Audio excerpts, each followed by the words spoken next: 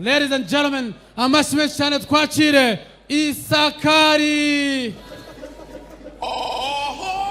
Mwishyuriye abana amashuri. Twebwe tumaze umwaka tubasetsa, twayavuyemo ngo tubasetse. Oya mani, amo ntunshinyikire mwana. Okay, basi wenda iby'amashuri byararengeranye kibo. Nanjye wanguriye udukingirizo wenda.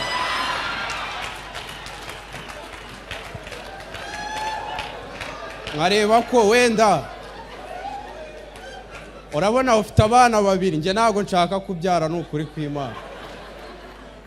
Niba amashuri byararengeranye ntago nasubira ku ishuri. Nagarukiye mu wa 4 mfite imyaka 40 ndasubira primaire.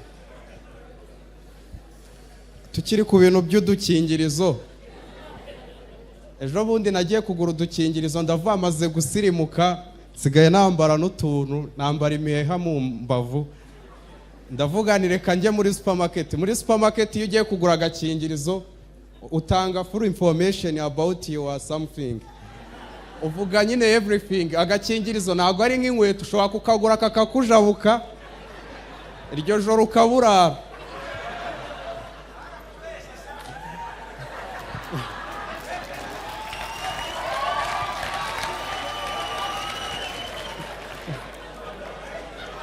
Naragenda akagura,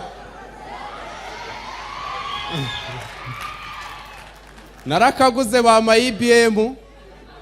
No kuri IBM haba hariho full information, size ni small, itariki akaguriyeho 30 z'ukwa 8, ibara ni pink. Noneho nje nibera mu rugo nibanira na mama, mu rugo ndi ikinege mu bana 7. No nasanze mama gafite ari marasoma ngo itariki 30 z'ukwa 8. None mu rutariza abasomera hejuru ngo itariki ni 30 z'ukwa 8. Ndavuga nubwo ari ku itariki Imana ifashe nagere kuri size. Aramanuka ngo ibara ngo ni pinki, atangira kunye ku butinganyi na amabara y'abagore. Aramanuka ageze kuri size abona ni small, arumirwa ngo imfura igenda nkase.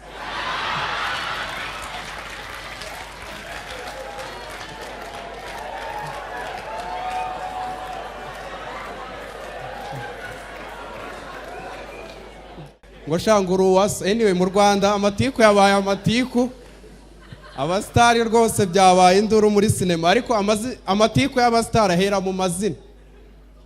Umuntu araza akitwa Yemi ngo Emikinege, undi kugira ngo bashwane byeruye ngo ni Yemi nyawe.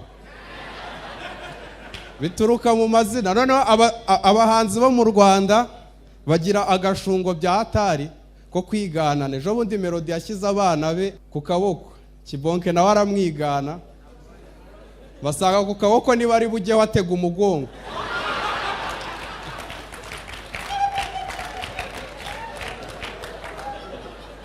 None ikibazo cyabayeho no mu mugongo barashushanyije, hajyaho igihimba umutwe uburaho ujya neza. Ahita azana Kabose. Buriya Kibonke na Kabose nta yindi mpamvu bagendana. Kabose amutwaje 2 n'igice, Kibonke atwaye. Niyo mpamvu bagendana. Noneho mu Rwanda n'amazina y'abastari ntago umenya ikintu bagenderaho. Juno kizigenza ngo ni ikirura, ariko iyo bamubwiye ngo avuge nk'ikirura arahirita ngo huha. Ubwo ngo abavuze nk'ikirura.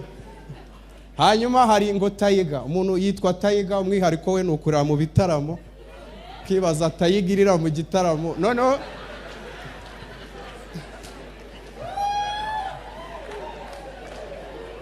izindi Tayiga zifata ku gakano, ariko yacu yifatira ishanga.